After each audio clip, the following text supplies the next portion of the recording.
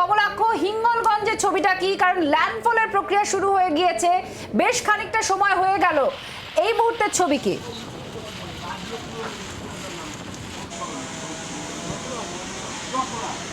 দেখো, প্রায় 1 ঘন্টা ধরে, শেষ 1 ঘন্টা ধরে আমরা যে পরিস্থিতির মুখোমুখি সেটা কিন্তু কোনোভাবেই বোঝানো সম্ভব নয়। অন্তত আমরা যা ফিল করছি এই মুহূর্তে সরাসরি সেই ছবি তোমাকে দেখানোর চেষ্টা করব। যে শেষ 1 ঘন্টায় তীব্রতা কিন্তু ভয়ঙ্করভাবে বেড়েছে, কার্যত বেসামাল এই মুহূর্তে সুন্দরবন উপকূলের বিস্তীর্ণ অংশ। একদিকে হিঙ্গলগঞ্জ থেকে সন্দেশখালী, অন্যদিকে বসিরহাট, টাকি, এই বিস্তীর্ণ অংশে তীব্র ঝড়ের প্রকোপ এই মুহূর্তে আমরা দেখতে পাচ্ছি, যেখানে এই মুহূর্তে ঘন্টায় গতিবেগ কিলোমিটার আমরা বলতে পারছি না হয়তো, বা বলতে পারছি না ল্যান্ডফলের প্রক্রিয়া এই মুহূর্তে কোন পর্যায়ে রয়েছে, শুরুর পর্যায়ে না মাঝের পর্যায়ে। কিন্তু শেষ 1 ঘন্টা যে ছবি আমরা দেখছি, যে পরিস্থিতি আমরা দেখছি, সেটা কিন্তু রীতিমতো ভয়ঙ্কর, কথা বলতেই হবে।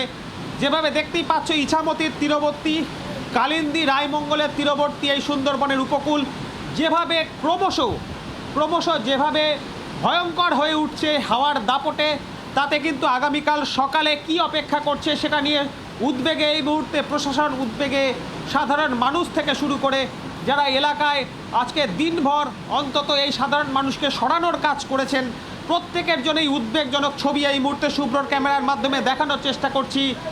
দারুণ ঝড়ে কার্যত লণ্ডভণ্ড এই মুহূর্তে হিঙ্গলগঞ্জ, সেই ছবি সরাসরি দেখানোর চেষ্টা করছি। রাত যত বাড়ছে ততই যেন তীব্রতা বাড়ছে।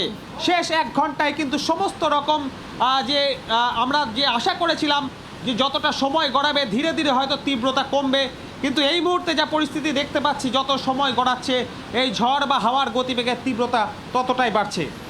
একদমই সেই ছবি দেখেই পরিষ্কার হচ্ছে যে হাওয়ার দাপট অত্যন্ত বেশি, এবং সময়ের সঙ্গে সঙ্গে সেই হাওয়ার দাপট আরও বাড়ছে, বৃষ্টিপাতের পরিমাণ বাড়ছে, এবং বাইরে যারা বেরোচ্ছেন অর্থাৎ সাধারণ মানুষ তারা ঘরবন্দি রয়েছেন, কিন্তু আমাদের মতো যাদের কাজের জন্য বাইরে বের হতে হচ্ছে তাদেরকে একেবারে নিরাপদ স্থান খুঁজে নিই তবে কিন্তু সেই ছবি দেখাতে হচ্ছে।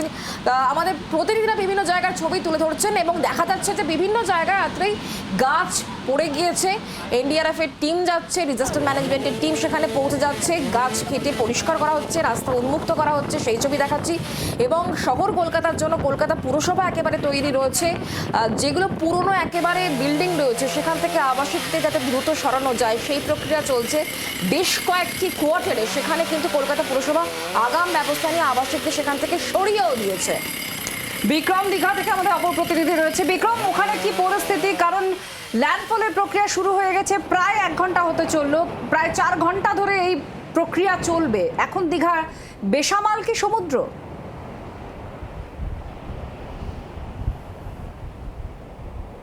দেখো, তোমাকে যেটা জানাবো যে প্রায় 1 ঘন্টারও বেশি সময় ল্যান্ডফলের প্রক্রিয়া শুরু হয়ে গিয়েছে। যেই ভয়াবহতা বা বিপর্যস্ততা আমরা দেখতে পাচ্ছি দক্ষিণ 24 পরগনা উপকূলবর্তী এলাকা বা সুন্দরবন কোস্টাল এলাকায়, দীঘাতে কিন্তু বা পূর্ব মেদিনীপুরের যে কোস্টাল এরিয়া সেখানে কিন্তু সেই অর্থে এখনও পর্যন্ত প্রভাব দেখা যাচ্ছে না। তুমি দেখতেই পাচ্ছ যে এখন এই মুহূর্তে বৃষ্টি হচ্ছে না, প্রায় বেশ কিছুক্ষণ হয়ে গিয়েছে বৃষ্টি হচ্ছে না। তবে হ্যাঁ, ঝোড়ো হাওয়া চলছে এবং তার সঙ্গে সঙ্গে আমরা যেটা দেখতে পাচ্ছি যে সমুদ্র কিন্তু উত্তাল হয়ে রয়েছে, এবং যেহেতু আজকের ভরা কোটাল রয়েছে সেই জায়গায় দাঁড়িয়ে আরও প্রায় বেশ কয়েক ঘন্টা এই ল্যান্ডফলের প্রক্রিয়া চলবে। তার ফলে অর্থাৎ এই ভরা কোটালের ফলে কোনোরকমভাবে এই এলাকা প্লাবিত হয় কিনা সেটাই কিন্তু আপাততভাবে দেখার বিষয়। প্রশাসনের তরফ থেকে সমস্ত যে প্রিকশনারি মেজারগুলো সেগুলি নিয়ে রাখা হয়েছে, এবং বেশ কিছু লোককে যারা এই উপকূলবর্তী এলাকায় থাকে তাদেরকে কিন্তু সাইক্লোন শেল্টারে শিফট করা হয়েছে। কিন্তু যেই আশঙ্কা করা হচ্ছিল, যেই ভয়াবহতার আশঙ্কা করা হচ্ছিল বা যেই উদ্বেগ ছিল, সেখানে কিন্তু এখনও পর্যন্ত রিমেলের যে প্রভাব সেই প্রভাব কিন্তু সেই অর্থে দেখা যাচ্ছে না। তবে আমি আবারও বলবো যে বৃষ্টিপাত এখন হচ্ছে না, ঝোড়ো হাওয়া এই মুহূর্তে ঝোড়ো হাওয়া বইছে এবং তার সঙ্গে সঙ্গে সমুদ্র কিন্তু উত্তাল হয়ে রয়েছে। কিন্তু যেই প্রভাব আমরা দেখতে পাচ্ছি দক্ষিণ 24 পরগনার উপকূলবর্তী এলাকায় বা সুন্দরবন কোস্টাল এলাকায়, সেই প্রভাব কিন্তু এই মুহূর্তে পূর্ব মেদিনীপুর জেলার যে সমস্ত উপকূলবর্তী এলাকাগুলো রয়েছে তার মধ্যে দীঘা, মন্দারমণি, শঙ্করপুর রয়েছে, সেখানে কিন্তু সেই প্রভাব দেখা যাচ্ছে না। একদমই বিক্রম, তুমি আমাদের সঙ্গে থাকো। যে ছবি আপনাদের সামনে আমরা তুলে ধরছি পূর্ব মেদিনীপুরের যে অংশে প্রভাব পড়তে বলা হচ্ছিল সেখানে এই মুহূর্তে ছবি, দীঘার ছবি আপনাদেরকে আমরা দেখালাম। দক্ষিণ চব্বিশ পরগনার সঙ্গে দীঘা বা পূর্ব মেদিনীপুর ছবির বেশ খানিকটা তফাৎ নজরে এলো, যেখানে হিঙ্গলগঞ্জ, ফ্রেজারগঞ্জ, বকখালি সেই সমস্ত জায়গায় দেখা যাচ্ছে যে হাওয়ার প্রচণ্ড দাপট, বৃষ্টিপাত চলছে। সেই জায়গায় পূর্ব মেদিনীপুরের চেহারাটা একটু হলেও কিন্তু আলাদা। তবে যে সমস্ত জায়গায় হাওয়ার দাপট অত্যন্ত থাকবে, উত্তর চব্বিশ পরগনা বিস্তীর্ণ অংশ, দক্ষিণ চব্বিশ পরগনা বিস্তীর্ণ অংশে কিন্তু হাওয়ার দাপট অত্যন্ত বেশি থাকবে। আলিপুর আবহাওয়া দপ্তর সূত্রে যে খবর পাওয়া যাচ্ছে 100 থেকে 120 কিলোমিটার পর্যন্ত গতিবেগ থাকবে।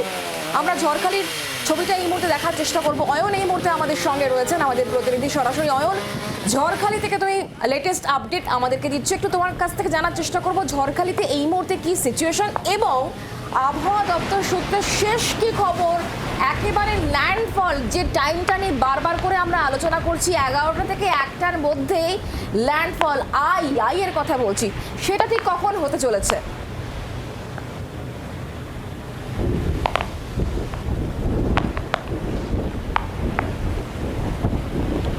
প্রথমে বলে রাখি যে ঝড়খালিতে হাওয়ার তীব্রতা আবারও বাড়ছে। আমরা মাঝে যখন এর আগে কথা হচ্ছিল তখন দেখছিলাম যে হাওয়ার তীব্রতা কিছুক্ষণের জন্য, বলা ভালো মিনিট 10-15 জন্য একটু কমেছিল, কিন্তু তখন বৃষ্টির পরিমাণ বেড়েছিল। এখন আবার ঠিক রিভার্স সিচুয়েশন, বৃষ্টির পরিমাণ কমেছে এবং হাওয়ার পরিমাণ অনেকটাই বাড়ছে। এবং আস্তে আস্তে যেহেতু এই ঘূর্ণিঝড় রিমাল সেটা বাংলাদেশের সুন্দরবন একবারে উপকূল এলাকা, মৎস্য বন্দর, সেই মৎস্য বন্দর মংলার দিকে আস্তে আস্তে এগিয়ে চলেছে। এর এখনো পর্যন্ত মৎস্য বন্দর মংলা যেতে আরও প্রায় ঘন্টা 2 সময় নেবে, এমনই এখনো পর্যন্ত জানা যাচ্ছে। অর্থাৎ ঘড়ির কাঁটায় এই মুহূর্তে 11:10, আনুমানিক রাত 1:45 থেকে 1:10 মধ্যে এই ল্যান্ডফল হতে চলেছে রিমালের। এবং এই ল্যান্ডফল তার সময় যত এগোবে, অর্থাৎ এই মুহূর্তে 11:10, যতই ঘড়ির কাঁটা 11:30 বা 12টার দিকে এগোবে, ঝড়খালিতে কিন্তু হাওয়ার গতিবেগ আরও অনেকটা বাড়বে। এই মুহূর্তে ঝড়খালিতে হাওয়ার গতিবেগ ঘন্টায় কখনো 60, কখনো 70 কিলোমিটার। কিছুক্ষণ আগে যে গতিবেগ ছিল ঘন্টায় 80-90 কিলোমিটার, তা কিছুটা এখনো পর্যন্ত কমে এসেছে, কিন্তু আবারও সেটা উত্তরোত্তর বৃদ্ধি পাবে। কারণ কোস্টাল এলাকা সুন্দরবন, এরপর ভারত বাংলাদেশের সুন্দরবন আন্তর্জাতিক সীমান্ত এবং সীমান্তের ওই পারে আরও কিছুটা দূরে, সেক্ষেত্রে বাংলাদেশের যে মংলা সুন্দরবন লাগোয়া এলাকা, ইকো পার্ক লাগোয়া এলাকা, সেখানেই এখনো পর্যন্ত এই রিমাল ল্যান্ডফল করতে চলেছে বলে আলিপুর আবহাওয়া দপ্তর দাবি করছে। অয়নের পাশাপাশি বিপর্যয়ের রূপ কি হতে পারে এটা সকালের আলো ফুটলে হয়তো অনেকটা স্পষ্ট হয়ে যাবে।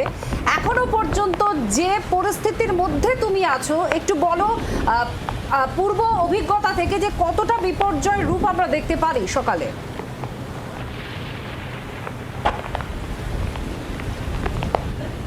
দেখো, এই গোটা ঝড়খালি এলাকা সব থেকে বিপর্যস্ত হয়ে পড়েছিল আয়লায়।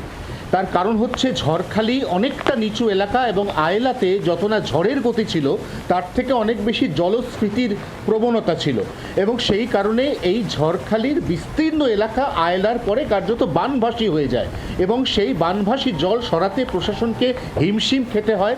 কারণ বানভাসী জল আবার নদীতে ফেলার ক্ষেত্রে মূল যে প্রতিবন্ধকতা তৈরি হয় এই ঝড়খালি এলাকায়, সেটা হচ্ছে এই ঝড়খালি এলাকাটা আসলে নদীর থেকেও কোনো কোনো জায়গাতে সারফেসটার নিচে, অতএব অনেক ক্ষেত্রে এঁটেল মাটির নদী বাঁধ, এমন আজকেই একটা নদী বাঁধের উপর আমরা উঠেছিলাম, সেই বাঁধ ইতিমধ্যেই জলের তোড়ে আস্তে আস্তে ক্ষয়ে যেতে শুরু করেছে আজকে সকাল থেকে, এবং এখন বিকেলে শেষ খবর পাওয়া পর্যন্ত সেটা প্রায় অর্ধেকটা ক্ষয়ে গেছে। এবং সেখান থেকে বিদ্যাধরী নদীর জল ঝড়খালির বিস্তীর্ণ গ্রামাঞ্চলের কৃষি জমি নষ্ট করতে শুরু করেছে। এরপর যখন ঘূর্ণিঝড়ের ল্যান্ডফল হবে তখন জলের যে তরঙ্গ, জলের যে স্ফীতি সেটা অনেকটা বাড়বে, তার সঙ্গে হাওয়ার গতিবেগ বাড়বে।